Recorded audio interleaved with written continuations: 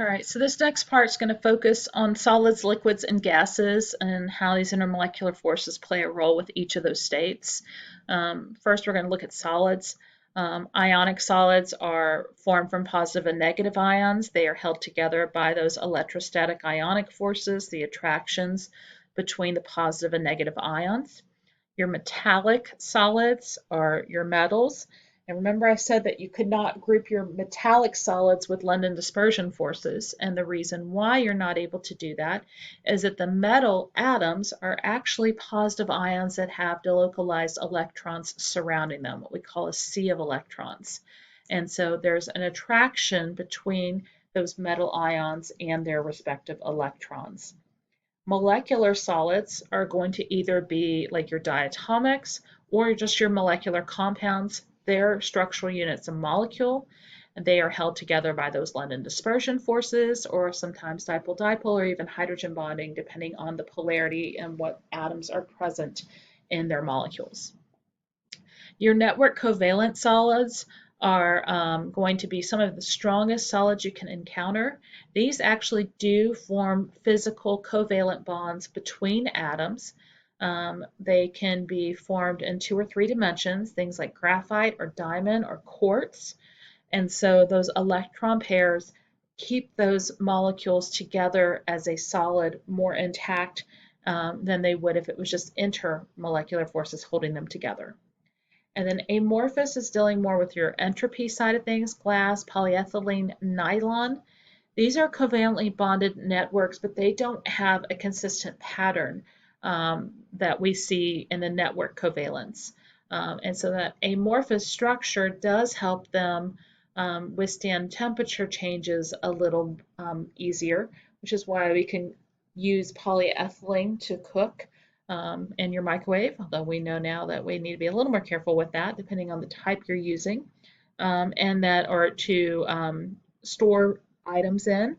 And we know that glass is able to expand and contract due to temperature changes as a result of its amorphous structure. So solids can be crystalline or amorphous. When they're crystalline, they do have a definite pattern to them. Amorphous, they don't. Regardless of what type of solid you have, their motion is limited, and how they are joined together in that crystalline or amorphous structure is influenced by their intermolecular forces and how well they can pack together. So we're going to talk about crystalline solids first, your ionic, your molecular, and your atomic solids. With your ionic solids, the ions are making up your lattice structure.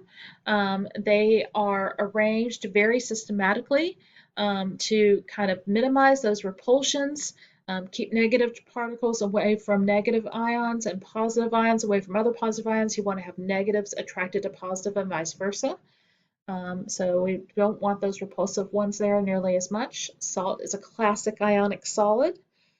These solids have very low vapor pressures, which makes sense. They have super strong intermolecular forces to overcome, really high melting and boiling points.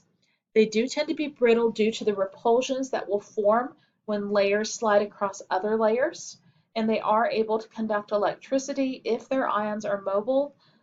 So that's going to happen when they are in a melted form or when they are dissolved, when those electrons are dispersing throughout.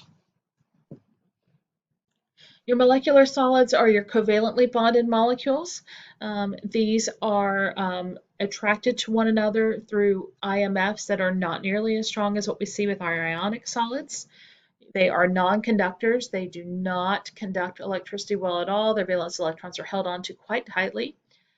Some examples include sucrose, your diatomic molecules, your molecular elements, just covalent compounds in general, polymers, and large biomolecules like proteins.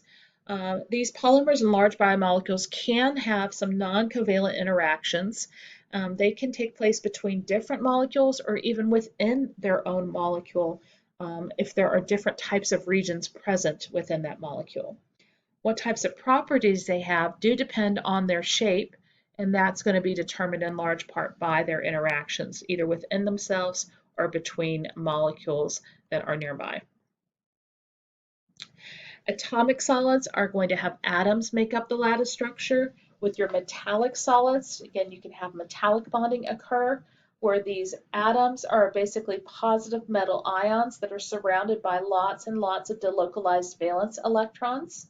And because these electrons are free, they are excellent electrical conductors, and they can be easily shaped. They're very malleable, and they can be drawn into a thin wire. They're ductile. Network solids are only going to be formed between your nonmetals. Again, physical covalent bonds, intramolecular forces are formed with these network solids that allow them to form large units that can have multiple dimensions.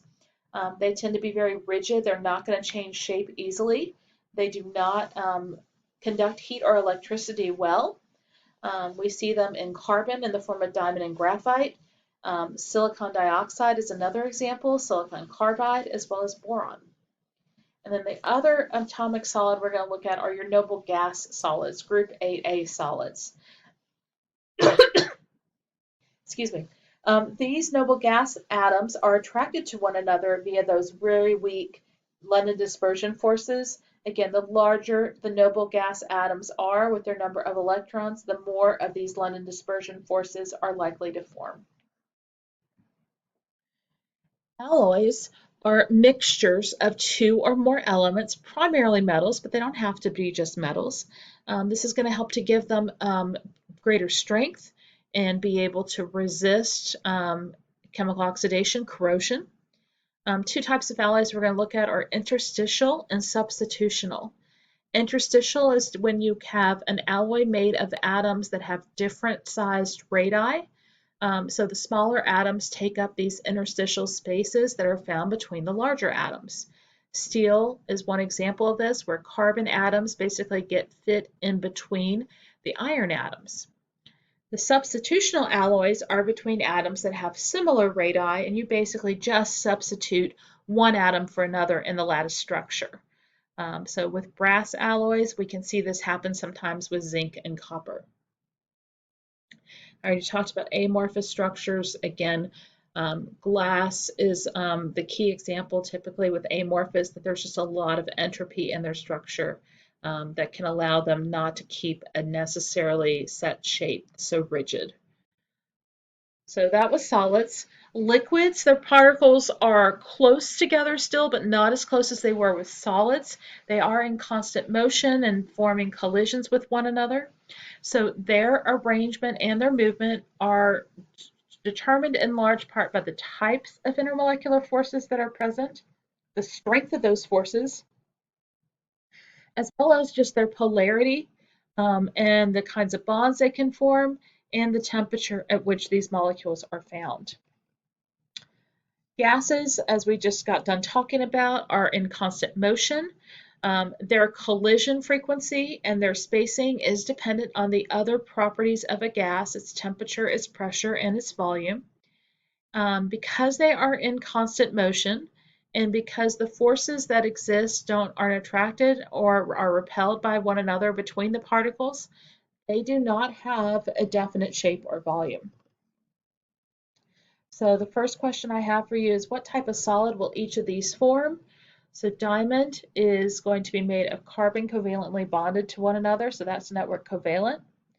NBr3 is nonmetals that are coming together, and that's going to be a polar molecule because the nitrogen will have a lone electron pair if you draw it out. It's a molecular substance, a molecular solid. Hydrogen is also a molecular solid because it is the same element, but there are two atoms bonded together. Magnesium is a metal, so that's going to be an atomic metallic solid. KCl is a metal and a nonmetal, that would be an ionic solid. SF2 is made of two nonmetals, so that would be a molecular solid. That too has some polarity to it, so it would have dipole-dipole forces present. Argon is just that element. It's nonpolar, it just has London dispersion, and it specifically is a part of atomic group 8A. And then we have glucose.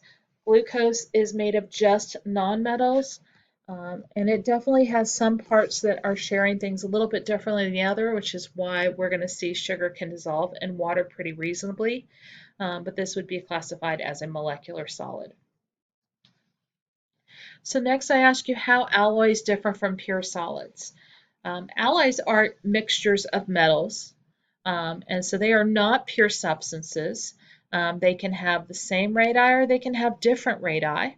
While solids, pure solids, are made just from pure substances, either the same types and combinations of ions or atoms or even molecules. When you have an alloy, by having these different combinations of metals, they are going to be stronger and they are going to be more capable of preventing oxidation. They are less likely to undergo corrosion. And then I ask you, what type of solids are typically good conductors of electricity and heat? Your ionic solids are going to be good conductors because they have those positive and negative ions that are going to allow the electrons to flow through them. Same thing with metallic due to that sea of electrons, and the alloys being made of metals will also be able to do that. And then the last question I believe I ask you is, how do atomic solids differ from one another? They can differ in terms of their composition, what's making them up. They can differ in terms of the types of intermolecular forces or types of interactions in general that are holding them together. Whether or not they can conduct heat or electricity. We only see this with the metals.